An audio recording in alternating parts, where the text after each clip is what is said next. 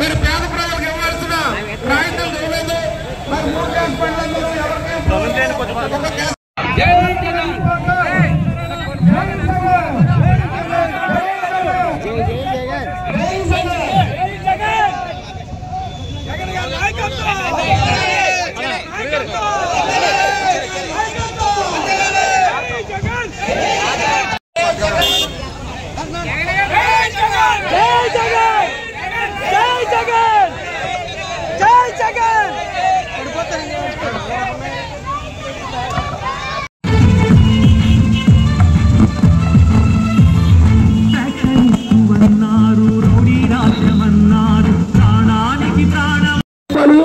పేద ప్రజల ఆరోగ్యాలపై నిప్పులు. కూటమి హామీలకు చేరలేదు, ప్రజల సంక్షేమానికి దారి లేదు.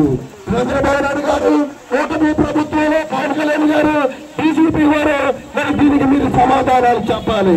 ప్రజలను వంచి మోసం చేసి వెన్నుపోటు చేసిన ఈ ప్రజలకు మీరు ఏం చెప్తారో సమాధానం. ఒక్క హామీని అమలు చేయకుండా సంస్థల పాలన మీరు రాజ్యాంగంతో కేసులతో అక్రమ అరెస్టులతో ప్రజలను మధ్యపెట్టి అరెస్టులు చేసి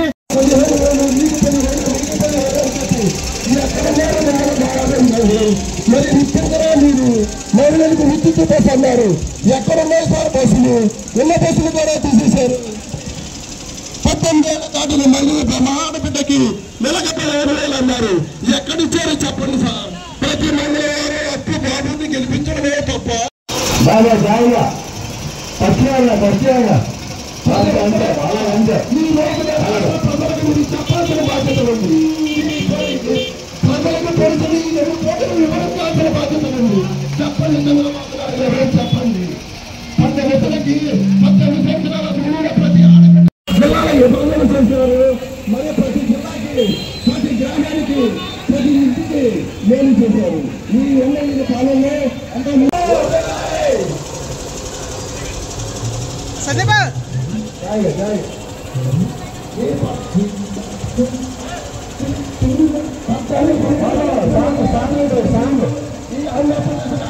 ఏం చేశారో చెప్పాల్సిన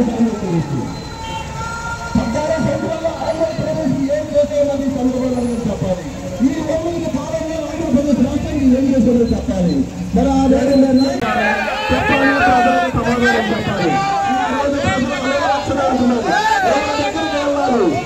సమాధానం చెప్పాలి. మీకు ఇచ్చిన 2 గుండెలు నమ్మి 35 సంవత్సరాల ఉత్సవం మళ్ళీ సీఎం అవుతున్నారు.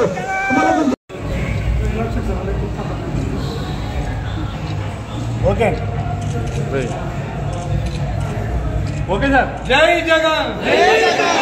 మరి ఏదైతే కూటమి ప్రభుత్వం అధికారంలోకి వచ్చి సంవత్సరం అయింది, ఈ సంవత్సర కాలంలో మరి ఏవైతే వారిలో సూపర్ 6 అనే హామీలు ఇచ్చారో హామీలను ఇప్పటి వరకు కూడా ఒక పెన్షన్ తప్ప ఉన్న వేటిని కూడా మరి ప్రజలకు అందించిన దాఖలాలు లేవు.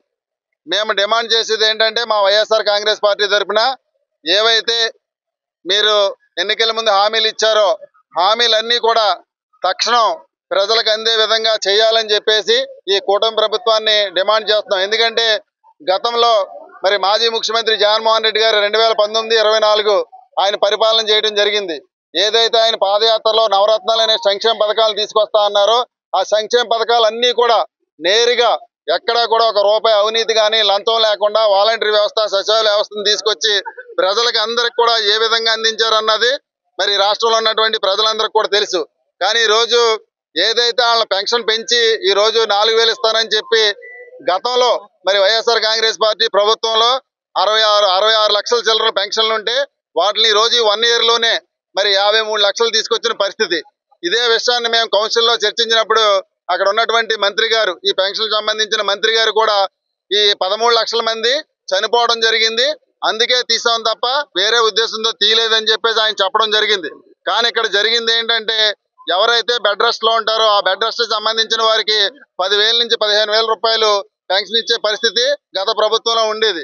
కానీ వాళ్ళందరినీ కూడా ఇతర రాష్ట్రాల నుంచి ఏదో డాక్టర్లను రప్పించాం, మీరు నిజంగా మీ కాళ్ళు చచ్చిపడిపోయినాయా అంటే గతంలో మనం 3,000 పెన్షన్ ఇచ్చేటప్పుడు ఈ రాష్ట్రానికి ఎంత బడ్జెట్ అయ్యేదో ఈ రోజు వాళ్ళు 4,000 ఇస్తున్నా సరే ఈ రోజు వాళ్ళు ఇచ్చే పెన్షన్లు అంతే బడ్జెట్ అవుతుంది.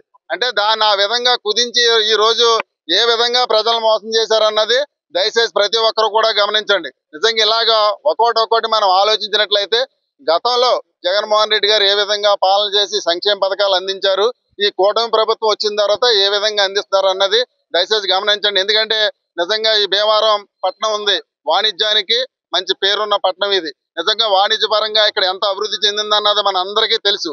నిజంగా ఇక్కడ ఉన్నటువంటి వాణిజ్య సంబంధించిన వ్యాపారస్తుల్ని కూడా అడిగితే గతంలో జగన్మోహన్ రెడ్డి గారు ఉన్నప్పుడు వ్యాపారాలు ఎలా ఉన్నాయి, ఈ కూటమి ప్రభుత్వం వచ్చిన తర్వాత ఈ సంవత్సర కాలంలో వ్యాపారాలు ఎలా ఉన్నాయన్నది ఈ పట్టణంలో ఉన్నటువంటి వ్యాపారస్తులందరినీ అడిగితేనే ఆ విషయం తెలుస్తుంది. అదే విధంగా పేదవారు అందరినీ కూడా జగన్మోహన్ రెడ్డి గారు ఆలోచన ఎప్పుడు ఏం చేసేవారు, దేవుడి దండం పెట్టకపోయినా పర్వాలేదు, పేదవాడికి అన్నం పెట్టాలని ఆలోచించి అనేక సంక్షేమ పథకాలు తీసుకొచ్చారు. కానీ ఈ రోజు పేదవాడి పొట్టను ఏ విధంగా కొట్టాలని ఈ కూటమి ప్రభుత్వం ఆలోచిస్తుంది. ఎందుకంటే మద్యం మాఫియా, ప్యాకెట్ క్లబ్లు ఇలాగ రకరకాలైనటువంటి తీసుకొచ్చి ప్రజలందరినీ కూడా ఏ విధంగా మరి రోడ్డును పడేసే పరిస్థితి తీసుకొచ్చారు అన్నది దయచేసి ప్రతి ఒక్కరూ కూడా గమనించండి. రేపు రాబోయే రోజుల్లో మళ్ళీ ఈ ప్రభుత్వం మీద ఖచ్చితంగా ఏదైతే ఈ సంక్షేమ పథకాలు ఇస్తా ఉన్నారో ఆ సంక్షేమ పథకాలు ప్రజలందరికీ అందించే వరకు కూడా మా వైఎస్ఆర్ కాంగ్రెస్ పార్టీ ఇలాగే పోరాటం చేస్తుంది. రేపు రాబోయే రోజుల్లో మళ్ళీ జగన్మోహన్ రెడ్డి గారి నాయకత్వంలో ప్రజలందరికీ మేలు చేసే విధంగా ఏ విధంగా మన అందరం కృషి చేయాలన్నది కూడా ఖచ్చితంగా వైఎస్ఆర్ కాంగ్రెస్ పార్టీకి సంబంధించిన మరి నాయకులు కార్యకర్తలు అందరూ కూడా పోరాటం చేస్తామని చెప్పేసి కూడా ఈ సందర్భంగా తెలియజేస్తూ మరి ఈ కార్యక్రమానికి ఈ రోజు ఈ భీమవరం నియోజకవర్గాన్ని నుంచి మరి మేము పిలుపునివ్వగానే ఖచ్చితంగా ఈ కార్యక్రమాన్ని ఘన విజయం సాధించాలని చెప్పేసి ఈ కార్యక్రమాన్ని హైలైట్ చేయాలని చెప్పేసి మరి ఇక్కడ విచ్చేసినటువంటి మా వైఎస్ఆర్ కుటుంబ సభ్యులందరికీ కూడా అందరికీ పేరు పేరున ధన్యవాదాలు తెలియజేస్తూ ఈ కార్యక్రమం అందించిన ముఖ్యమంత్రి ఎవరైతే ఉన్నారు అంటే అది వైఎస్ జగన్మోహన్ రెడ్డి గారు, వైఎస్ఆర్ కాంగ్రెస్ పార్టీ అని కూడా ఈ సందర్భంగా గుర్తు చేసుకోవాల్సిన అవసరం ఉంది. ఏదైతే నమ్మారో, ఎంతమంది పేద ప్రజలకు సంక్షేమం ఇచ్చి ప్రభుత్వ ప్రజలందరినీ ఆదుకున్నామో మరి వాటిలన్నింటినీ కూడా మేము దాని నుంచి రెట్టింపిస్తాం. ఈ తెలుగుదేశం ప్రభుత్వం వస్తే దానికన్నా మెరుగైన సేవలు అందిస్తాం, రెట్టింపు పథకాలు అమలు చేస్తాం అని చెప్పి ఇవాళ పేద ప్రజలను మోసం చేసిన ప్రభుత్వం ఏదైతే ఉందంటే అది కూటమి ప్రభుత్వం. కాబట్టి వెంటనే ఇప్పుడైనా సరే మేల్కొని, ఇంకా 4 సంవత్సరాల టైం ఉంది. మీరు పేద ప్రజలకు ఏదైతే వాగ్దానాలు చేశారో అన్నిటిని ఈవేళ మీరు అమలు చేయాలి. అమలు చేయకపోతే ఇక్కడి నుంచి మా పోరాటం ప్రజల తరపున రోజు జరుగుతూనే ఉంటది, ప్రతి నిత్యం జరుగుతూనే ఉంటదని కూడా ఈ సందర్భంగా తెలియజేస్తాం. అంచేత వైఎస్ఆర్ కాంగ్రెస్ పార్టీ నాయకులారా మీరు అధైర్యపడక్కర్లేదు, ధైర్యంగా ఈ 4 సంవత్సరాలు ప్రజల తరపున పోరాటం చేయండి. రాబోయే రోజుల్లో మళ్ళీ మనం అధికారంలో రావడానికి, జగన్మోహన్ రెడ్డి గారు ముఖ్యమంత్రి అవడానికి మీరందరూ నడుము బిగించాలని కూడా ప్రతి కార్యకర్త నాయకుల్ని కోరుకుంటూ మరి ఇటువంటి కార్యక్రమాన్ని జయప్రదం చేసిన అందరికీ వైఎస్ఆర్ కుటుంబ సభ్యులందరికీ నా హృదయపూర్వక ధన్యవాదాలు తెలియజేస్తాను.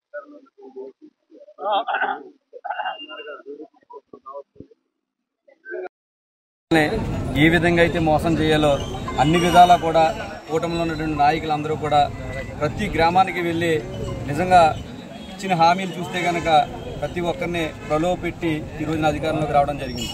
కానీ సంవత్సరం కావస్తున్నా కానీ ఏ ఒక్క హామీ అమలు చేయకపోవడంతో ప్రజల్లో ఉన్నటువంటి తిరుగుబాటు మన అందరం కూడా గ్రామ స్థాయి నుంచి కూడా చూస్తున్నాం. ఇదే విధంగా ఈ రోజున మా నాయకుడు జగన్మోహన్ రెడ్డి గారు రాష్ట్ర వ్యాప్తంగా కూటమి ఏవైతే హామీలు ఇచ్చినాయో ఆ అన్ని హామీలు కూడా నెరవేర్చాలని చెప్పి ప్రతి చోట కూడా ఆయన మాట్లాడటం జరుగుతుంది. దాని మీద ఈ రోజున నిరసన కార్యక్రమంగా ప్రజల తరపున వైఎస్ఆర్ కాంగ్రెస్ పార్టీ భీమవరం నియోజకవర్గానికి సంబంధించి అందరు నాయకులను కూడా కలిసికట్టుగా ఈ రోజున మున్సిపల్ ఆఫీస్లో వినతిపత్రం ఇవ్వడం జరిగింది. కాబట్టి రాష్ట్రంలో మీరు ఇచ్చినటువంటి హామీలు ఏవైతే ఉన్నాయో త్వరలో ప్రతి హామీని కూడా నెరవేర్చాలి. లేని పక్షంలో ప్రజల తరపున మరింత ఉద్యమం చేస్తామని చెప్పి మనస్ఫూర్తిగా తెలియజేసుకుంటారా. పార్టీ కార్యకర్తలారా, సోదరులారా, సోదరీమణులారా అందరికీ ముందుగా నా యొక్క నమస్సుమాంజలి. మరి కూటమి ప్రభుత్వం ఏర్పడి సంవత్సర కాలం పూర్తయిన తర్వాత మరి ఈ రోజుకి కూడా చంద్రబాబు నాయుడు గారు ఆయన ఇచ్చినటువంటి ఏ హామీని అమలు చేయని కారణంగా ఈ రోజున వెన్నుపోటు దినంగా వైఎస్ఆర్ కాంగ్రెస్ పార్టీ శ్రేణులన్నీ కూడా రాష్ట్ర వ్యాప్తంగా తమ నిరసనని ప్రజలతో పాటు కలిసి వ్యక్తం చేస్తున్నటువంటి ఈ సందర్భం. మరి ఇవాళ భీమవరం నియోజకవర్గంలో కూడా పెద్ద ఎత్తున మరి పార్టీ శ్రేణులు అలాగే ప్రజలందరూ కూడా తరలి వచ్చి మా యొక్క నిరసనని ప్రభుత్వానికి తెలియజేయడం జరిగింది. ఇవాళ మనం ఆలోచన చేస్తే మరి ఆనాడు ఎన్నికలకు ముందు చంద్రబాబు నాయుడు గారు ఏదైతే హామీ ఇచ్చారో మరి ఏ ఒక్క హామీని అమలు చేయలేదు. ఆయన యొక్క నైజం మోసం చేసి మరి ఎన్నికల్లో గెలవడం అనేటువంటి నైజంతో ఆయన ముందుకెళ్తా ఉంటాడు. మరి నిజంగా కూడా ప్రజలు కానీ ఎవరైనా కూడా ఎవరైతే మనం నమ్ముతామో వాళ్ళనే మోసం చేయగలుగుతాం. ఆ విధంగా చంద్రబాబు నాయుడు గారు ఆనాడు మరి వాళ్ళ మామగారిని నమ్మించి వెన్నుపోటు పొడిచి ఆయన్ని పదవీచ్యుతిని చేసి అధికారంలోకి వచ్చి 600 హామీలు ఇచ్చి కూడా ఏ ప్రజలకి ఏ హామీని కూడా అమలు చేయలేదు. అదేవిధంగా ఇప్పుడు 2024 ఎన్నికల్లో వచ్చేటప్పటికి అనేక రకాలైనటువంటి హామీలు ఇచ్చి ఈనాటికి కూడా సంవత్సరంగా వస్తున్నా కూడా ఏ ఒక్క హామీని అమలు చేయలేదు. అయితే ఆయన ఒక పదాన్ని మాత్రం చాలా స్పష్టంగా వాడుతూ ఉంటాడు. ఈ రాష్ట్రంలో సంపదని సృష్టిస్తా అని చెప్తున్నటువంటి చంద్రబాబు నాయుడు గారిని మేము ఈ వేదిక ద్వారా మేము ప్రశ్నిస్తా ఉన్నాం. మీరు ఏ రకంగా సంపదను సృష్టించబోతా ఉన్నారు? మరి ఈ రాష్ట్రంలో ఇప్పటికే ఈ సంవత్సర కాలంలో 1,50,000 కోట్ల రూపాయలు అప్పు చేసి సంపదను సృష్టించబోతా ఉన్నారా?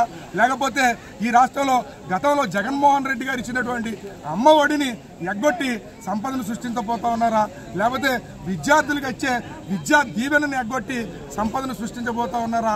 లేకపోతే మరి గతంలో ప్రభుత్వం కల్పించినటువంటి ఉద్యోగాలు ఏవైతే ఉన్నాయో మరి వాలంటీర్ ఉద్యోగాలు, లక్షలాది ఉద్యోగాలు 5,000 రూపాయలు అప్పటి ప్రభుత్వం ఇస్తే 10,000 రూపాయలు ఇస్తానన్న చంద్రబాబు మొత్తం ఉద్యోగాలకే ఎసరు పెట్టి ఆ రకంగా సంపదను సృష్టించాలనుకుంటున్నారా?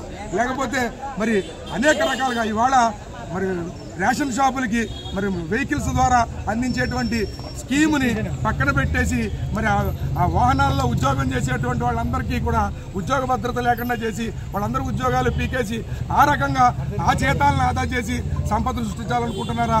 చెప్పాల్సినటువంటి అవసరం ఖచ్చితంగా ఉందని చెప్పేసి మేము కోరుతా ఉన్నాం. అదే రకంగా మరి నిజంగా మీరు ప్రభుత్వం రాష్ట్రానికి సంపద సృష్టించాలనుకుంటున్నారా లేక మీ అంతటా మీరు సంపద సృష్టించాలనుకుంటున్నారా అనేది కూడా మీరు చెప్పాల్సినటువంటి అవసరం ఉంది. ఇవాళ వైజాగ్లో విశాఖపట్నంలో చూసుకున్నట్లయితే మరి ఎకరా భూమి 99 పైసలకే మీరు దారాదత్తం చేస్తున్నటువంటి విషయం మనం గమనిస్తా ఉన్నాం. మరి మీరు మీ సొంత పుత్రుడు అలాగే మీ దత్తపుత్రుడు కలిసి మీ సంపద సృష్టి కోసం మీరు ప్రయత్నిస్తున్నట్టుగా ఉంది తప్ప ఇవాళ ప్రజల కోసం లేదా ప్రభుత్వం కోసం సంపద సృష్టించినట్టుగా ఎక్కడా కనిపించట్లేదు. ప్రజల్ని తగాకోరు విధానాలతో మోసం చేశారు. ఇవాళ ప్రజలకు అందించాల్సినటువంటి ఏ సంక్షేమాన్ని కూడా అందించట్లేదు కనుక మేమంతా కూడా ఈ రోజున వెన్నుపోటు దినంగా ఈ రోజున మేమంతా పాటిస్తూ ఉన్నాం. ప్రజలకు ఇదే విషయాల్ని మరి వైఎస్ఆర్సీపీ శ్రేణులన్నీ కూడా ప్రతిరోజు కూడా వివరించడం జరుగుతుంది. ఆ దిశగా ప్రభుత్వం మీద మా యొక్క వ్యతిరేకతని ప్రజల యొక్క వ్యతిరేకతని ఎక్కడికక్కడ వ్యక్తం చేస్తూ మరి రానున్నటువంటి కాలంలో ప్రభుత్వం మెడలు వంచి వాళ్ళు హామీ ఇచ్చినటువంటి మేరకు సంక్షేమ పథకాలు అమలు చేయాలని చెప్పేసి ప్రభుత్వం మీద ఒత్తిడి చేస్తామని చెప్పేసి సందర్భంగా తెలియజేస్తాం.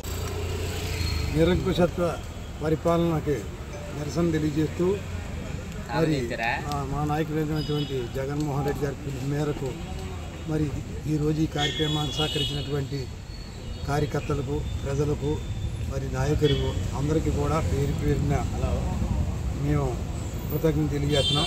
ఇంత దిగ్విజయంగా ఈ కార్యక్రమంలో పాల్గొని మరి ప్రభుత్వానికి ఈ నిరసన తెలియజేయడానికి ప్రతి ఒక్కరు కూడా మరొకసారి కృతజ్ఞతలు తెలియజేసుకుంటూ సెలవు.